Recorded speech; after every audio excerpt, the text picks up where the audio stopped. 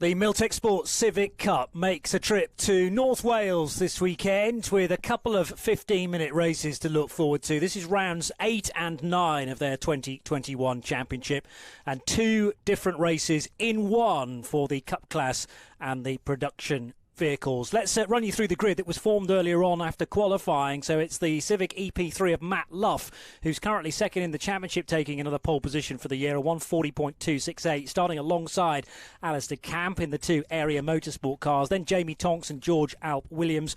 Rob Butler and Dave Buki will start on the third row, fifth and sixth, ahead of Philip Wright, Ross Darlington, Rob Phillips and Simon Waite. And Paul McHugh will be the final Cup car on the grid. Mervyn Beckett taking pole position in the production class alongside David Baldwin, with Harry Threlfall, Rhys Lewis on the second row in production. Alfie Threlfall and Matthew Stenning will be fifth and sixth in production, ahead of Mark Hughes, Simon Welch and Jonathan Shaw in the number 93 car, making 20 cars on the grid, all being well, and that is sorted out. The cars are already on the grid. I'm trying to work out whether there's been a green flag lap or not. No, there hasn't, Paul O'Neill.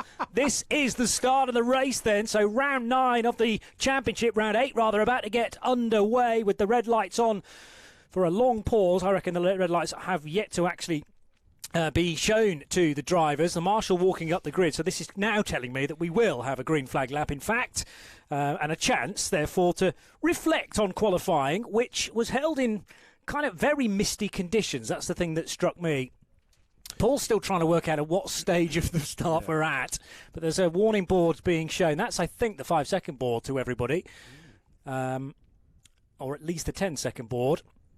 So these are the final warnings before the cars will be sent out onto the start of the race, beg your pardon. Right, so Matt Luff gets underway now then, pulling through the gears and gets the jump on Alistair Camp. So most impressive there into the first corner, which inventively is called turn 1 here at Anglesey, and then into the banking. So Matt Luff leading it, but it's very close for third and fourth, Paul O'Neill. Yeah, that was a proper sideways moment, that, wasn't it? As you can see, Mervyn Beckett in the production classes absolutely stonking clear of the field behind him in his class.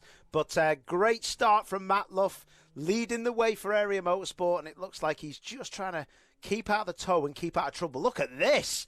Camp is right on him straight away. Will he have a move at Rocket? Nope, thinks better of it. But look at that. You can see already, look at the cocking of the wheel, the left rear wheels just up in the air. These cars looking fantastic. But, yeah, cars into the back of each other, just tapping and seeing where they are. A couple of braille passes there from a few people. Yeah, nicely put. So the top four just starting to establish themselves at the head of this order. It's a 15-minute race, which doesn't sound very long, but actually there'll be different segments to it, and Matt Luff pushing incredibly hard on his opening lap. The tyres are cool-ish because of the ambient temperature being relatively low, and strong wind here as well, so not surprising that rear was scrabbling for grip as he slowed for the entrance into the corkscrew. We're not using the shorter coastal circuit, it is the full International Grand Prix circuit, and therefore now they hit the hairpin for the first time. So it's Matt Luff leading from Alistair Camp in second, Jamie Tonks third and George Alp Williams in fourth, which is as they started on the grid. Bit of a gap then back to Rob Butler with only one headlight working on the number 74 car, and then Dave Buki leading the next gaggle of cars. Heading across the line for the first time. It's taken them nearly 2 minutes, and Matt Luff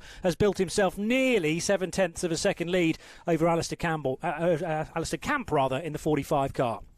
That'd be a great driver, wouldn't it, to watch? Ali Campbell. Ali Campbell. I think I'm getting slightly confused with somebody else there. Maybe a politician. Yes, but you know what? This is looking like you can hear the wind through our microphones. It's especially through the cans. We're wearing as a massive moment, Alistair Campbell. Oh, my word, you've got me saying You're it doing now. it now. That's entirely my fault. Ali Camp, absolutely broadside on the exit, one of the fastest corners, Church. So, but look at that, he's gained still, isn't he? It understeers wide in that number 45. But, yeah, got his ingredients together, and hopefully he can have another go. And, yeah, really put the pressure on Matt Luff. But Matt Luff will be looking to gain points now on the championship leader. All of these cars are from the same stable of Area Motorsport, but Jamie Tonks carries a bit of backing from Fast R, by the way, and the Advanced Fire Technologies racing car is George Alp Williams running in 4th position with the blue nose, but it's the two kind of bog standard Area Motorsport cars with Area stamped along the hind quarters that lead the way. Matt Luff versus Alistair Camp, who are going so well in the championship as far as the Cup class is concerned. Meanwhile, midfield, Mervyn Beckett deserves a mention because he's broken into the top 10 overall in the leading production class car, number 32, away from... that's Alfie Threlfall, isn't it, now up to 2nd place in class now. He started in 5th position, so has overtaken a number of cars, including Brother Harry, so making quick progress through the order up to 12th position. And there's a change there for... Oh, is that? No, it's a car coming into the pits, actually. So car 63, Philip Wright, pitting at the end of lap 2. That's the reason why he's starting to tumble down the order. Matt Luff still leads by 0.8 of a second. Yeah, and it seems to be status quo, doesn't it, for the leader? He's really got his head down. His first sector was purple. His second sector was yellow, which means it's okay. But the purple sector, absolute best of everybody. So, yeah, dropping Alistair Camp now, who is actually waiting for his baby to be born. But look at that. He gains so much on the way in to rock it on the brakes, but just loses it on traction as Matt Luff just gets that Honda Civic EP3 away and gone. Interestingly, Matt Luff actually tapping his brake lights on his straight line, so he must be having a bit of pad knock off across the curbs, which is where the pad knocks away from the disc, meaning you have to brake or press the brake just a little bit harder as it goes a bit longer. So interesting stuff from these leaders. But like you say, Mervyn Beckett, 9th overall, but he's got 3 Cup cars behind him. That lad is flying in his little yellow EP3 Honda. Yeah, it needs to be told he's in the production class and certainly fighting with the division above, which are slightly quicker cars, but doesn't seem to matter to Mervyn, who's broken away crucially from both the Threlfalls. Alfie ahead of Harry, 2nd and 3rd in their division with Rhys Lewis, Welshman. So at home circuit for Rhys, running in 4th position in the number 44 car. Across the line, building a bit more of a lead this time around. So 140.6 is 0.4 of a second quicker again for Matt Luff compared to Alistair Camp in his draft. Heading out of the banking section, which is turn 2 here, and into Church Corner. And still Matt Luff really showing his dominance in this race so far. We've got a good old fight on for 2nd and 3rd, though. And then further back, there is Mervyn Beckett, Paul, then, who has managed to scamper ahead of 3 of the Cup class cars. Oh, he's having to defend from those Cup class cars. That's unbelievable. So the production gaggle going through, but Mervyn Beckett in the yellow car, the production class leader, has got 3 Cup cars behind him, the faster Cup cars. Like you said, he is doing a fantastic job. What a difficult situation this must be. These cars are a bit slower, they've not got as much power, different suspension, or not as advanced as the Cup cars. So the production class leader, Mervyn Beckett, what an absolutely astounding performance this is. Great stuff. Worth mentioning that Philip Wright's back in the race. He'd made a stop at the end of lap 1, I think that was, and now back into it. So I don't know what the drama is there, but therefore hard work to be done for the next race. As now almost door handle to door handle goes Mervyn Beckett, the production class leader, and Paul McHugh, who's running 8th in Cup class, but he wants to get back with the bulk of the Cup class as quickly as he can. So in the queue here, you've got Paul McHugh, who's very late on the brakes as he managed to get it stopped. Takes Mervyn Beckett with him, that's the problem. And up the inside goes Simon Waite to bag the place. So Simon potentially is going to do 2 cars at once here in the 47. Oh, unbelievable that. But that was such a shame for Mervyn. Oh, big failure. Failure of the, is that the wheel or the tyre? Very tricky to say. That's actually Ross Darlington in the white car, but something went big time on the front right corner.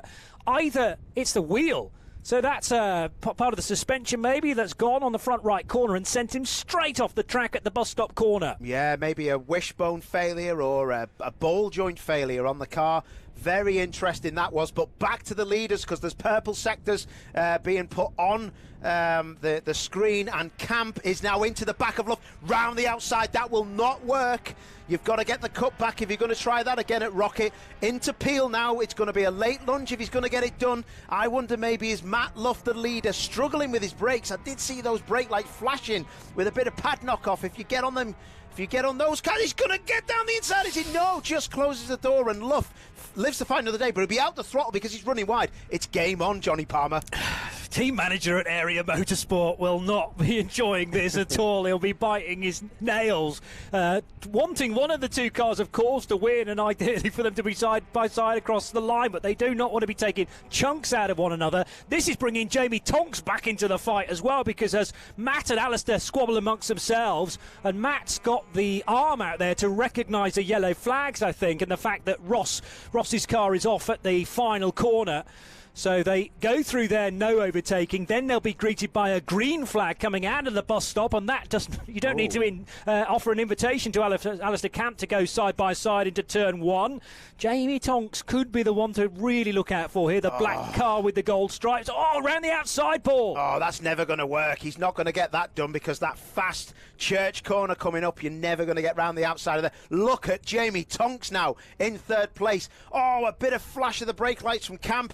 That's going to be difficult. Breathing space now for Matt Luff, but it does seem like he struggles on the brakes here. I reckon these boys are going to have a go at him. Watch the difference in braking now. He's in the tow. He knows he's got to defend early doors, round the outside, later on the brakes. Is he going to get pushed wide? Or they both go side? Oh, and they're both on the track. Is there going to be a new leader? No. Yes, maybe. Oh, my word, 3 abreast. Let's have it. They're going into Peel. Who's going to be leading on this one? It could actually... Here comes Tonks. Tonks to the inside of Peel corner, but no, gets out of it. I think that was the sensible thing, to be honest, but he's going to pick up second position. The problem is the track goes left next into the corkscrew. Tonks into second place, and in the background, don't forget Rob Butler either.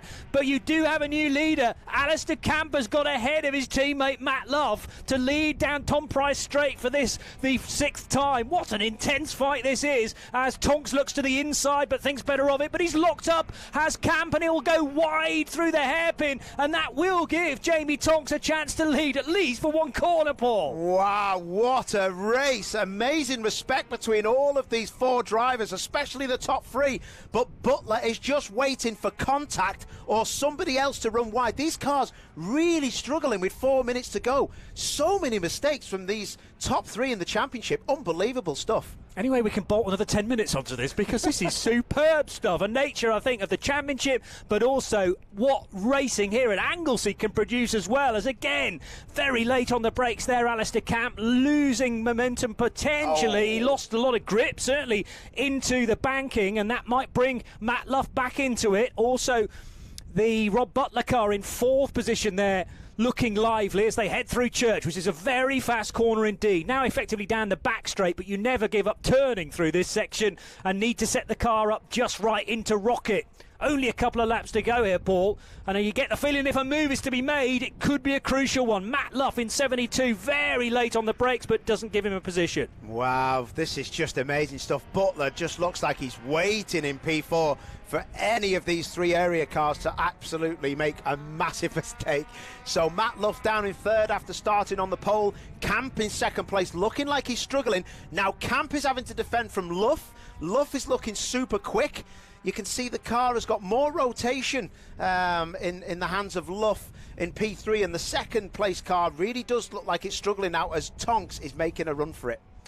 We'll obviously keep our eyes on this, but also in the production class, Mervyn Beckett is continuing to stretch his advantage. It's up to 6, nearly 7 seconds now over Alfie Threlfall, but I fear for Harry Threlfall, who was running in 3rd, and he's down in 8th position now in class. I don't quite know what's happened there, but it means that Rhys Lewis, the local man, is up to 3rd position now, and David Baldwin running in 4th in car 146. 3 minutes to go. The lap time is less than that, so we'll get this lap and one more for Jamie Tonks to defend from 3 separate cars. Can he do it? I think this is, I was just about to say that Tonks was just getting up the road a bit. Well, he really isn't now, because Camp has found some speed from somewhere, and you can see that Luff is now the one that's struggling to keep on the back of these, and he's going into the clutches of Butler. So a lot going on there. Interesting to see some people left foot braking round there. Oh, it's a massive moment! Oh, huge!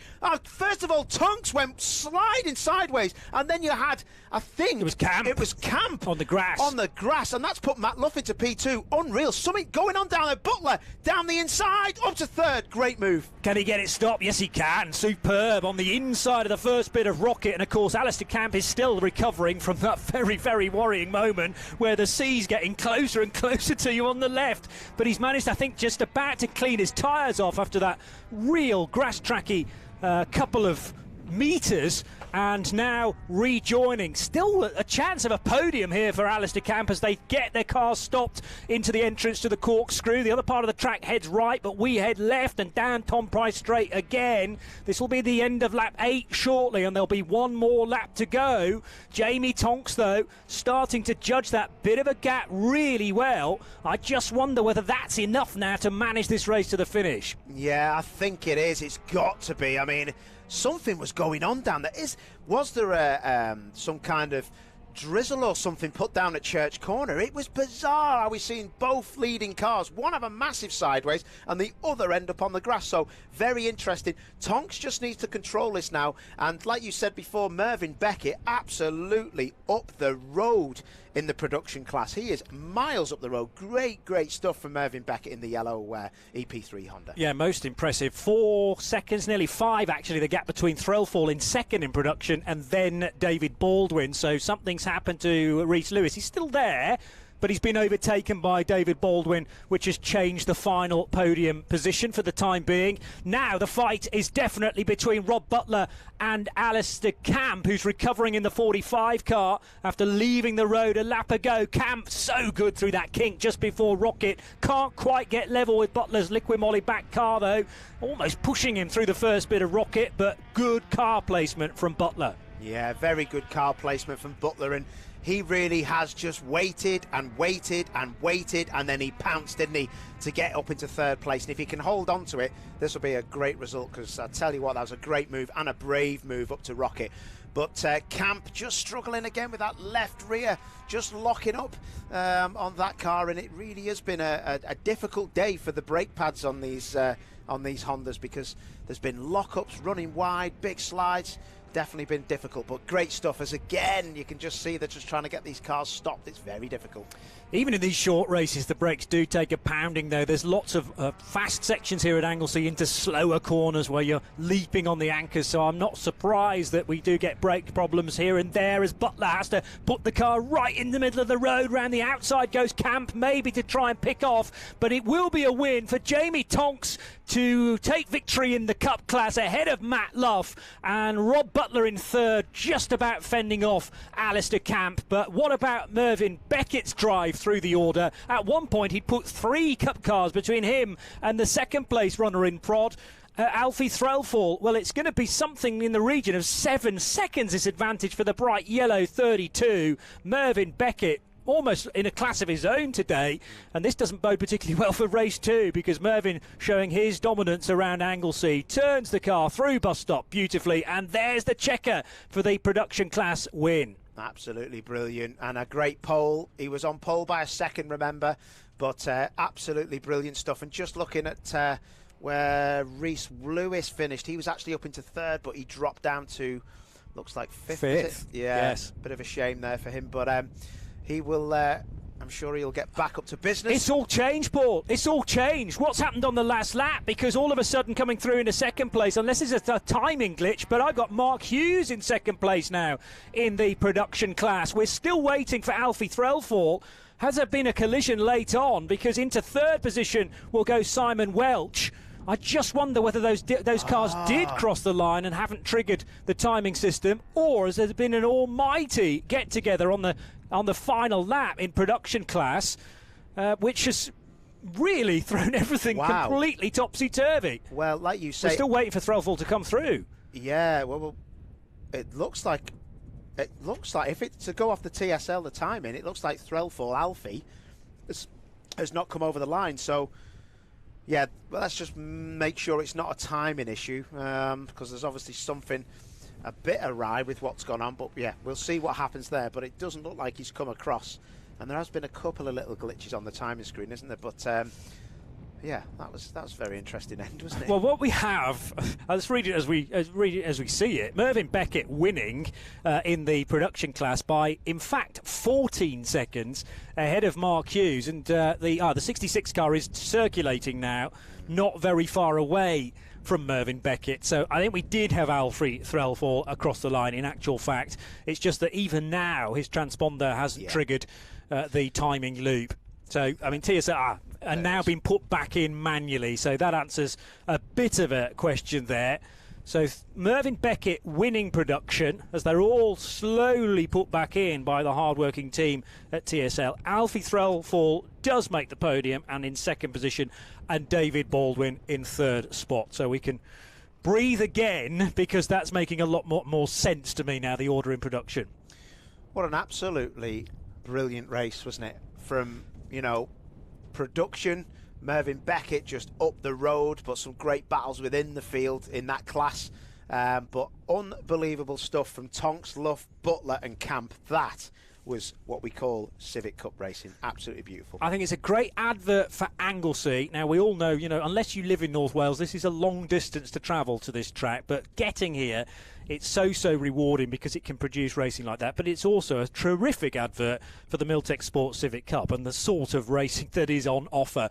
Let's have a look at the result then in the production class. The win will go convincingly to Mervyn Beckett in car number 32, ahead of the much anticipated Alfie Threlfall, who was there all the time. We just didn't get his final lap recorded initially. David Baldwin in third, ahead of 116, his Matthew Stenning. Rhys Lewis, who was flirting with a podium for much of that, he'll maybe be a bit disappointed with fifth place, but it's still a good result for points, ahead of Mark Hughes, Simon Welch and Jonathan Shaw, with difficulties for Harry Threlfall late on. Jamie Tonks takes an intense victory in the Cup class ahead of Matt Luff, and Rob Butler follows very closely in third position, with the man fighting in the championship with Matt Luff, Alistair Camp, having to make do with fourth position. He's ahead of Dave Buki.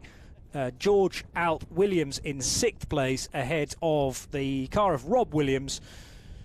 Then you got Simon Waite, the 63 car of Philip Wright, and to complete the top 11, although one of those didn't finish, Paul McHugh and Ross Darlington. What on earth happened to Ross with that huge suspension failure, pitching him off the road and into the grass on the outside of the bus stop? If you like your racing busy, then you'll be sure to join us later on for the Milltek Sport Civic Cup. And we've got two races to come, of course, from the Goodyear Touring Car Trophy as well. The grid about to be lined up very shortly, but for the moment we are done for the Milltek Sport Civic Cup, and we can hand over to Alexei.